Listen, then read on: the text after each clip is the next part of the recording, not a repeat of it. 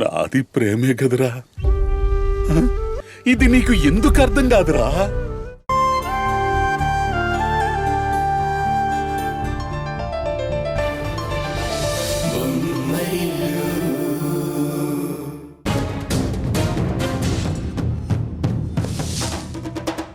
తరుణ్ గారు, మీరేంటి ఇలా వచ్చారు? అంతా ఓకే కదా?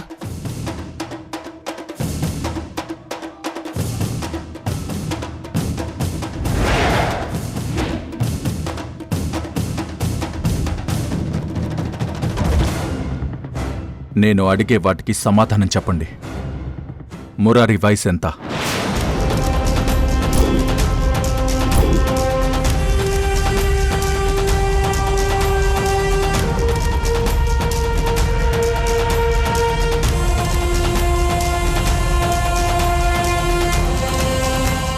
మిమ్మల్ని అడిగేది.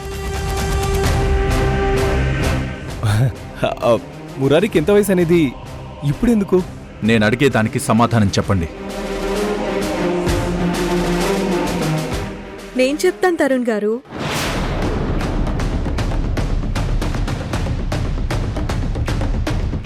మా మురారికి 4 ఏళ్ళు.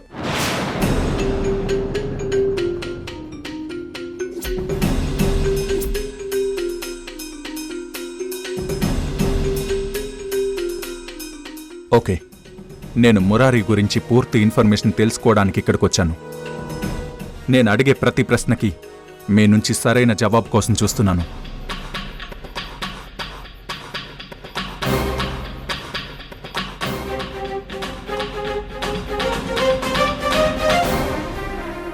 మురారి గురించి మీరేది అడిగినా నేను చెప్తాను.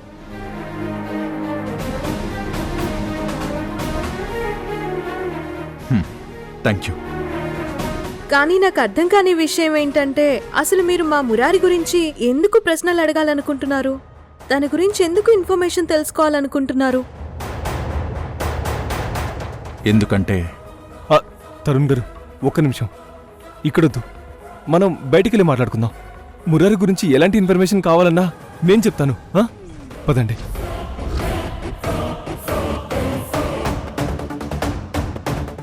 పదం తరుణ్ గారు, ప్లీజ్.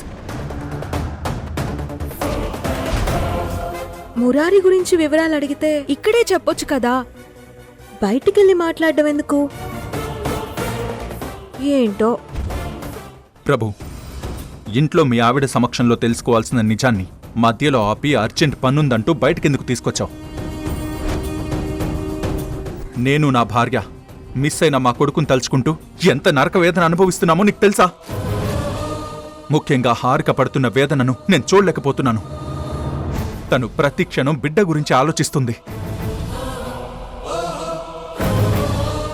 అందరి దేవుళ్లకు మొక్కుకుంటూ తప్పిపోయిన తన బిడ్డ కోసం 1000 కళ్ళతో ఎదురు చూస్తుంది. అందుకే నేను ఇంతలా పరితపిస్తూ నా బిడ్డ కోసం వెతుక్కుంటూ వచ్చాను. అన్ని దారులు వెతికాక ఖచ్చితంగా మీ దగ్గర ఉన్న బిడ్డే నా బిడ్డ అన్న ఆలోచనతో ఆశతో వచ్చాను. తరుణ్, ఏంటి మీరు మాట్లాడేది? మా మురారి మీ కొడుకని మీకెవరు చెప్పారు? అసలు దానికి సాక్ష్యాలు ఏమైనా ఉన్నాయా? నేను హాస్పిటల్కి వెళ్ళి అన్ని ఎంక్వైరీ చేశాను. అక్కడ ఆ రోజు డెలివరీ అయిన పేరెంట్స్ లిస్ట్, ఆ రోజు పుట్టిన పిల్లల లిస్ట్ కూడా తీసుకున్నాను. ఆ రోజు ఆ హాస్పిటల్లో డెలివరీ అయింది 6గురికి. వాళ్లలో హారిక, సునంద కూడా ఉన్నారు. ఆ రోజు పుట్టింది 6 పిల్లలు. అందులో 2 పాపలు, 4 బాబులు. దురదృష్టవశాత్తు ఒక బాబు చనిపోయాడు. చనిపోయిన బాబు మీ బాబే. చనిపోయిన ఆ బాబును మా బిడ్డ అని నమ్మించి మా బిడ్డను మీరు తీసుకున్నారు.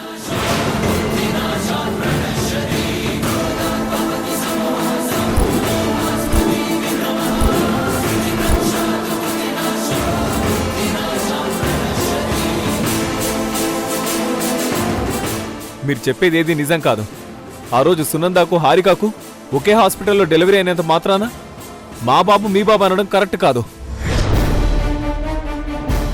మీరు అనవసరంగా మా వెంట పడ్డం మానేసి మీ బిడ్డ ఎక్కడున్నాడో మీరే వెతుక్కోండి.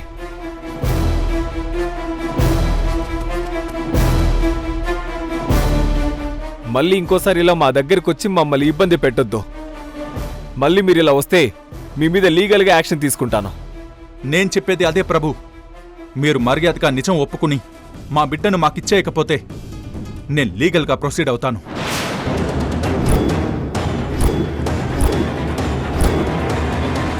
అప్పుడు మీరు కోర్టు, DNA టెస్ట్ లాంటివి కూడా ఫేస్ చేయాల్సి వస్తుంది.